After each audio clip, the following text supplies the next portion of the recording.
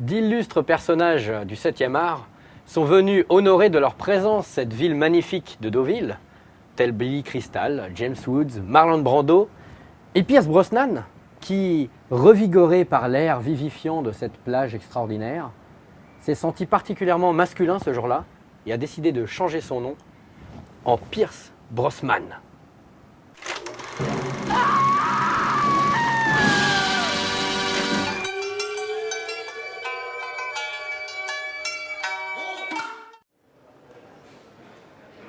Bonjour les Madnautes, bienvenue à vous. Bienvenue avec nous au 10e festival du film asiatique de Deauville, en cette belle ville de Deauville, donc ville lumière et sa pluie légendaire qui mouille comme les autres, mais qui vient de Deauville. Je vous invite à venir la découvrir un de ces jours avec nous car elle est extraordinaire cette pluie. Donc au sein de cette 10e édition du film asiatique, deux sélections, la sélection officielle et la sélection Action Asia, qui nous concerne tout particulièrement, avec un jury cette année assez extraordinaire puisqu'il est composé entre autres de Yann Kounen, Franck Vestiel, Marc Caro, donc des gens qui savent de quoi ils parlent et c'est tant mieux pour nous. Je vous présente la première sélection d'Action Asia de cette année, Coq de combat. Coq de combat, c'est pas n'importe quoi, c'est le nouveau film de Soi Cheong. Soi Cheong qui l'année dernière nous avait tous ramonés avec son Dog by Dog, qui était un film incroyable, violent, nihiliste, qui brisait 1000 tabous, dramatique, vraiment extrêmement rare à Hong Kong, en tout cas avec cette intensité. Et bien cette année, Coq de combat nous a un petit peu déçus. Voilà, Francis Hong est très bien, mais les combats sont un peu chiants. Le film ne sait pas trop où il va, il n'y a pas vraiment de fin. Ça hésite entre le comic book, le film dramatique, mais sans vraiment réussir sur aucun tableau. Coq de combat, c'est un petit peu la déception de cette année. Va-t-il recevoir un prix? Nous en doutons, nous n'avons pas encore le palmarès à l'heure qu'il est. En attendant, quelques petites images pour vous donner une idée.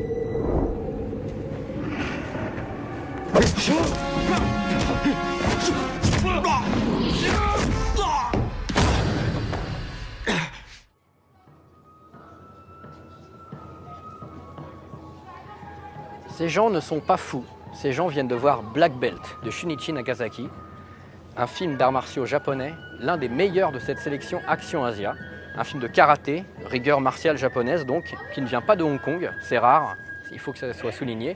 Et on retrouve dans ce film toute la pureté des arts martiaux japonais, avec des interprètes rigides, classe, vraiment martiaux, car les trois interprètes principaux sont des karatékas, des véritables karatékas, des ceintures noires. L'un des meilleurs films de cette année donc, et quelques images pour vous en rendre compte vous-même.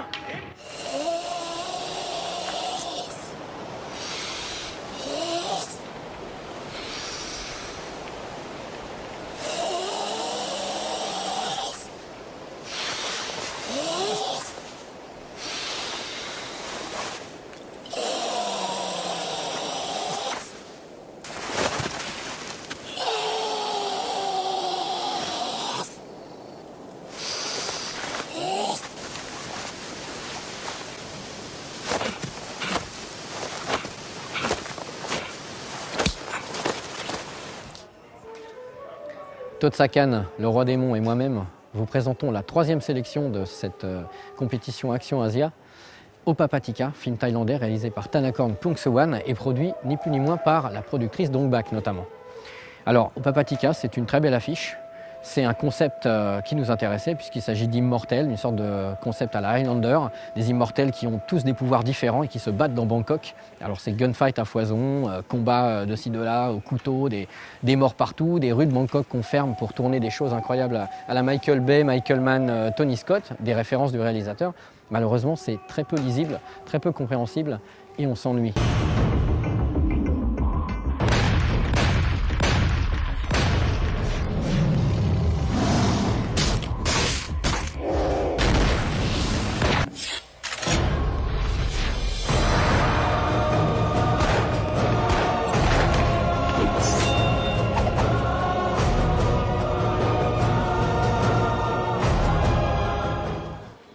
c'est devant ce bien étrange tableau de Shimura Takuji que je vous présente le 4e et avant-dernier film de cette sélection Action Asia 2008. Il s'agit de Crow's Zero, l'un des 3000 derniers films de Takashi Miike, adapté d'un manga au succès considérable au Japon.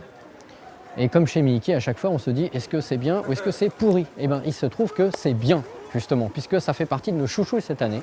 Crow's Zero, c'est l'histoire au sein d'une école d'étudiants qui se battent pour contrôler l'école. Alors c'est combat sans arrêt pendant 2 heures, un peu plus de 2 heures. Et oui, alors les combats sont vachement bien, mais comme toujours chez Miike, on se dit Miike, t'aurais pu couper 45 minutes.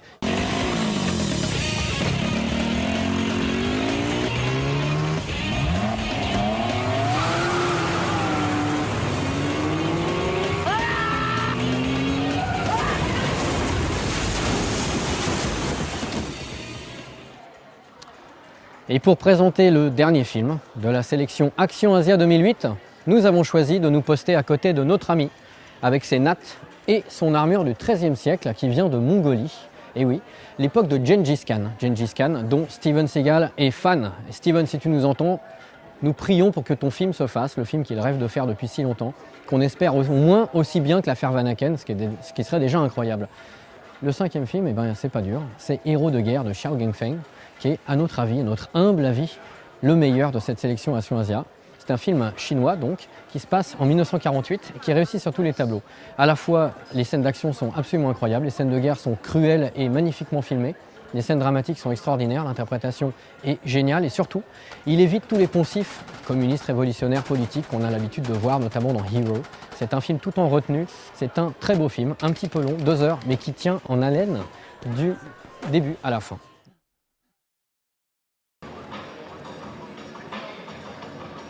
On se ronge les ongles, on s'arrache les cheveux, on parie jusqu'à sa propre mère. La tension est à son comble car dans quelques minutes, le palmarès va être donné par Patrice Chéreau, Yann Kounen et toute leur team. Donc on les a là, on flippe. Chut. Alors, à l'unanimité, le jury a décidé de décerner le Grand Prix Action Asia 2008 au film de Feng Xiaogang, Héros de guerre. Je voulais rajouter que le jury a tenu à saluer le talent et l'humanité que porte le film et ses acteurs. Et la sélection nous a permis de voyager à travers une partie de l'Asie. Espérons que dans les années futures, elle sera en mesure de nous amener jusqu'au Tibet. Le prix Action Asia 2008 a été donné des mains de Yann Kounen à notre film coup de cœur, Héros de guerre. Et oui, c'est lui qui a gagné, contre toute attente, on s'attendait au Miike, bah non. C'est le film chinois le film chinois Héros de guerre qui a gagné. L'occasion à Kounen et à Patrice Chéreau ensuite de faire des discours pro-Tibet. Et ouais, c'était plutôt pas mal de faire cette chose-là. Donc on est très content parce que c'est notre coup de cœur qui a gagné. On se retrouve l'année prochaine pour un autre film. Espérons que notre coup de cœur soit aussi en adéquation avec le jury que cette année. À bientôt et à demain soir pour ceux qui viennent manger chez moi.